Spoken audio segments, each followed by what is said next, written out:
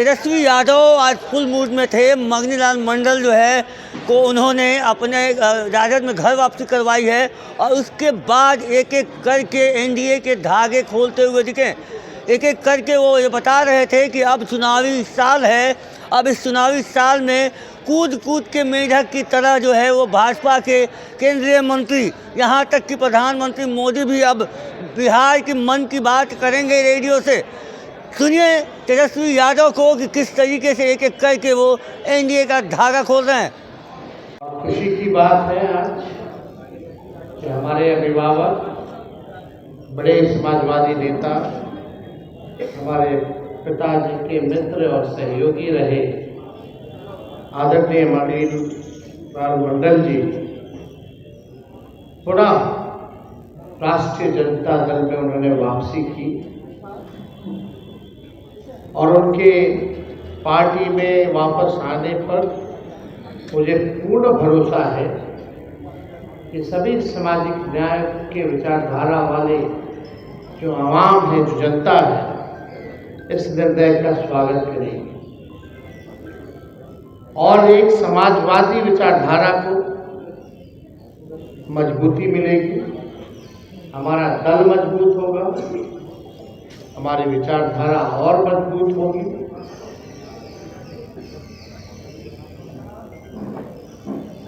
इनका अनुभव जो है राजनीति में मगनीलाल मंडल जी का, मुझे लगता है कि व्यक्तिगत रूप से हमको भी बड़ा लाभ मिलेगा और एक पार्टी के वरिष्ठ नेता के रूप में नहीं बल्कि मार्गदर्शन ये हम जैसे नौजवानों का पार्टी में भी करते रहें, ताकि हम जैसे नौजवान बिहार और देश में समाजवाद का झंडा बुलंद करते रहें। इनका योगदान रहा बिहार की राजनीति में, ये किसी से छिपा नहीं और एक खुशी है कि ऐसे हमारे अनुभवी समाजवादी नेता जो है पार्टी में हम लोगों का साथ मिला है, साथ आए हैं और पार्टी भी ज़रूर जो है इनको अहम भूमिका पार्टी में भी देगी और अहम जिम्मेदारी भी पार्टी ज़रूर इनको प्रदान करेगी और हम लोग सब लोग साथ मिलकर के जो फिरका परस्त शक्तियाँ हैं, जो आज आरएसएस जैसा संगठन गांधी जी को अपमानित करता हो, स्वतंत्रता सेनानी जितने रहे जिन्होंने देश की आज़ादी के लिए कुर्बानियां दी, वही मोहन भागवत जी, चाहे सुभाष चंद्र बोस हो, चाहे भगत सिंह हो, चाहे वीर कुंवर सिंह हो, चाहे रानी झांसी बाई हो, उनके शहादत को इन लोगों ने अपमानित करने का काम किया। उनका बयान भी आया होगा कि देश की आज़ादी, असली आज़ादी कब मिली। तो इन लोगों ने, जो महापुरुषों ने जो देश के लिए कुर्बान हुए, ये क्या उनका अपमान नहीं? रही मोहन भागवत जी से मैं पूछना चाहता हूं कि बताइए मोहन भागवत जी, पिछड़े या दलितों को कब आज़ादी मिलेगी? और आरएसएस का प्रमुख कब पिछड़ा और दलित समाज का भी होगा या आदिवासी समाज का होगा? इसका जवाब दीजिए। इन लोगों के देश के आज़ादी में कोई कुर्बानी नहीं। भाजपा, आरएसएस देश को तोड़ने का काम कर रहा है। संविधान के बदले ये लोग अपना नागपुरिया कानून लागू करना चाहते हैं और हम लोग जब तक राष्ट्रीय जनता दल है तब तक जो है इनके अन्याय को सहेगा नहीं, बल्कि इनका पुरजोर हम लोग जो है विरोध करने का काम करेंगे, लड़ाई लड़ेंगे। और ये चुनावी साल है। अब यहाँ देखिएगा कूद कूद करके केंद्र मंत्री हर दो दिन जो आएंगे भाजपा के, कभी अमित शाह जी आएंगे, और राष्ट्रीय स्तर पर हर दूसरे दिन तीसरे दिन बिहार की चर्चा भी होगी और बीजेपी के आईटी सेल की भूमिका भी बढ़ जाएगी। जो ED, CBI, income tax, Bihar के लोग राजनीतिक रूप से, सामाजिक रूप से परिपक्व हैं। वो लोग सब कुछ समझते हैं। बिहार हिसाब मांग रहा है नीतीश जी के 20 साल का। बिहार 11 साल से जो डबल इंजन की सरकार राज्य में और केंद्र में चल रही है, उसका हिसाब मांग रहा है। कितने केंद्र मंत्री जो बैठे हैं बिहार के, उनसे बिहार के लोग, बिहार की जनता हिसाब मांग रही है। बताओ क्या किया बिहार के, सबसे ज्यादा वोट मिला, सरकार बनाए। 20 साल 11 साल मामूली नहीं होता। इतना समय बिहार के लोगों ने इस एनडीए को दिया, अब बिहार को क्या मिला? केवल जुमला, केवल सौतेला व्यवहार बिहार के साथ हुआ। हम लोगों की पुरानी मांग रही बिहार को विशेष राज्य के दर्जे को देने की। वही नीतीश कुमार जी कहते थे, दोहराते थे कि बिहार को मिलना चाहिए, हम पद यात्रा निकालेंगे। अब तो वो भी सरकार में बैठे, अब कब मिलेगा, कौन देगा? बिहार को क्या मिला? सब कुछ जितना गुजरात को मिला, बिहार को कहां मिला? वोट सबसे ज्यादा बिहार से और सब कुछ दे दिया गया गुजरात को। तो बिहार के साथ सौतेला व्यवहार हुआ। और हम लोगों ने जो आरक्षण की सीमा जो बढ़ाई थी, 65% हम लोगों ने किया। सुप्रीम कोर्ट में आज राष्ट्रीय जनता दल भी हम लोग पार्टी बने हुए हैं। इस लड़ाई को हम लोग लड़ रहे हैं। और हम आपको बता दें कि इसमें भारत सरकार हो या बिहार सरकार, ये लोग एकदम नहीं चाहते, इनके वकील बहस नहीं करते, ये चाहते हैं हार जाना। वरना हम लोगों का तो साइंटिफिक रूप से जो है अध्ययन हुआ है भाई, हमारा सर्वे आया है, हमारे पास बेस है और उसी बेस के हिसाब से हम लोगों ने आरक्षण की सीमा बढ़ाई है। तो कोई कैसे खत्म हो जाएगा? तो इसकी लड़ाई हम लोग लड़ेंगे। और सबसे बड़ी बात है, ये जो बहालियां निकल रही हैं या निकलने वाली हैं, उसमें पिछड़े अति पिछड़े दलित आदिवासी भाइयों का 16% का जो है नुकसान होगा। यानी लाखों की तादाद में नौकरियां जो है उनसे छीनी जा रही है। तो इस लड़ाई को भी लड़ेंगे। और हम लोगों ने पहले भी कहा कि अब तो लगभग पूरा बिहार हम घूम लिए। कार्यकर्ता दर्शन सह संवाद हम लोगों ने किया। 5-6 जिला और बाकी है, क्योंकि कल राष्ट्रीय कार्यकारिणी की बैठक है, इसलिए हम यहाँ हैं। वरना हम दौरे पे रहते, फिर राष्ट्रीय कार्यकारिणी के बाद हम लोग जो है औरंगाबाद, रोहतास, भोजपुर जिले का हम लोग करेंगे। और हमको लगता है कि पहले हफ्ते फरवरी तक हमारी यात्रा भी समाप्त हो जाएगी। यानी पूरे बिहार में हम जहाँ भी जा रहे हैं, एक बात खुल कर के आ रहा है कि थाना चले जाइए, ब्लॉक चले जाइए, कोई लेवल पे चले जाइए, बिहार जो है भ्रष्टाचार का केंद्र बिंदु बना हुआ है। आप गंगोत्री कह लीजिए, यमुनोत्री कह लीजिए, यानी यहां से केवल भ्रष्टाचार ही भ्रष्टाचार। सबसे बड़ी शिकायतें, गरीबों के पास जाओ, उनसे बात करो। दूसरा, जब हम महिलाओं से संवाद कर रहे हैं हर जिले जाकर के, तो महिलाओं का कहना है कि ये महंगाई की मार सबसे ज्यादा जो है महिलाएं ही झेल रही है। हर चीज महंगा हो गया। बताइए, पॉपकॉर्न पे भी जो है जीएसटी लग गया। पता नहीं छुरी उरी बिंदी उंदी पे भी लगा होगा, सिंदूर पे भी लगा होगा।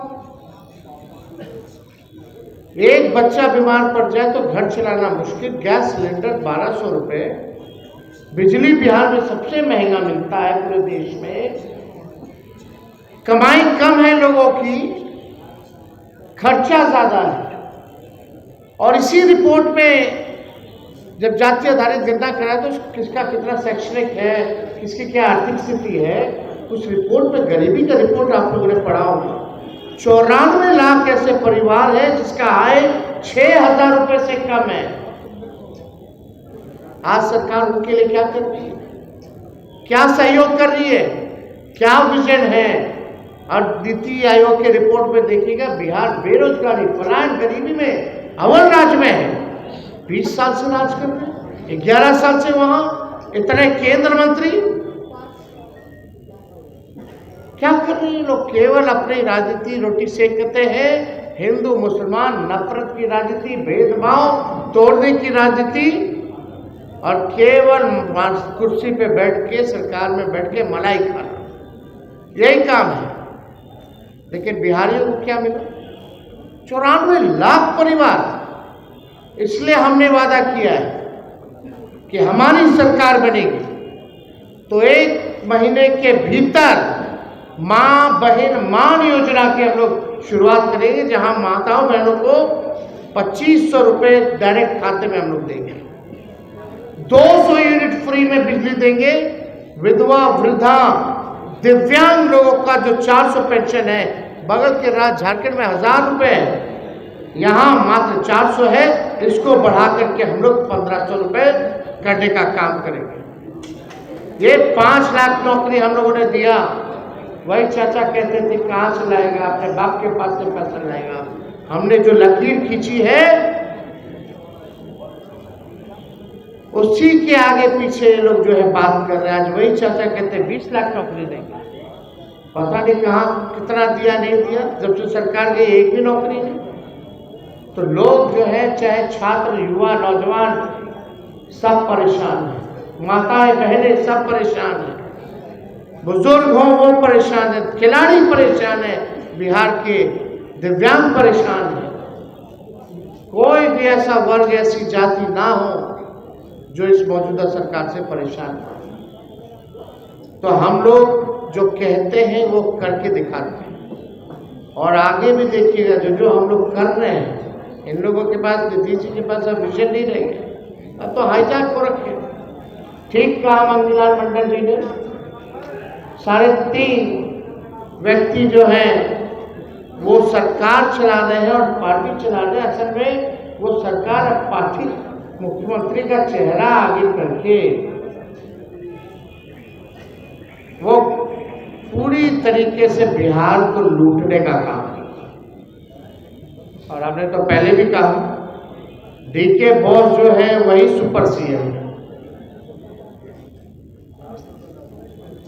भ्रष्टाचार किस हिसाब से, ट्रांसफर, पोस्टिंग, जो परफॉर्मर है, हम अभी भी मानते हैं हम लोगों की सरकार बनेगी।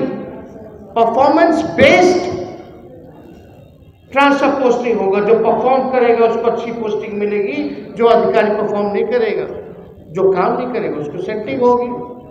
लेकिन यहाँ उल्टा है, यहाँ परफॉर्मेंस पे नहीं, जो 90% के परफॉर्मर जो लोग हैं उनको अलग कर दिया गया। जो गणेश प्रतिमा करने वाले लोग हैं, टीटीएम, ताबड़तोड़ तेल मालिश करने वाले लोग हैं, उनको ही जो है जगह मिलती है।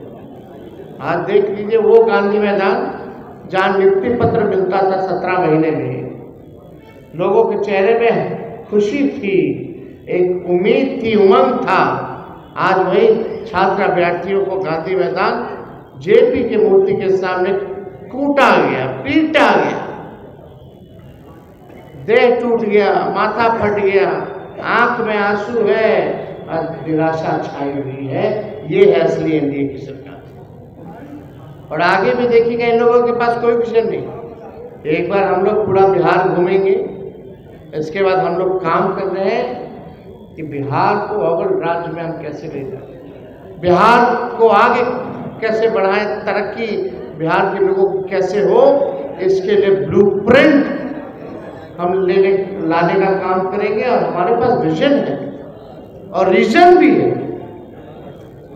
और हम लोग काम करने वाले नौजवान हैं, नए सोच के हैं। नया बिहार बनाना है, सामाजिक न्याय के साथ साथ लोगों के साथ आर्थिक न्याय भी हम लोगों को करना है। तो इस काम में हम लोग लगेंगे अब तो भाजपा के हों, दिन भर कूद कूद करके बिहार की बात करेंगे, बिहार की चर्चा करेंगे। अब देखिएगा कुछ दिन बाद नरेंद्र मोदी जी का मन की बात होगी बिहारियों का, फिर चले जाएंगे लिट्टी चोखा खाने कहीं, यही अब काम होगा। अरे भैया, बिहार के लोग एक्टिंग एक्टर नहीं चाहते हैं, वो लीडर चाहते हैं जो बिहार को आगे ले जाए, ना कि केवल वोट ठगने का कला। जो एक्टिंग से अब स्क्रिप्ट और एक्टरों से काम नहीं चलेगा। अभी भी हम लोग देख रहे हैं तरह तरह का स्क्रिप्ट रचा जा रहा है। बीजेपी के एक्टर पुराने हो गए तो नए एक्टरों को मैदान में उतारा जा रहा है। तो बिहार की जनता होशियार है, समझदार है, इन लोगों के झांसे में आने वाली नहीं है।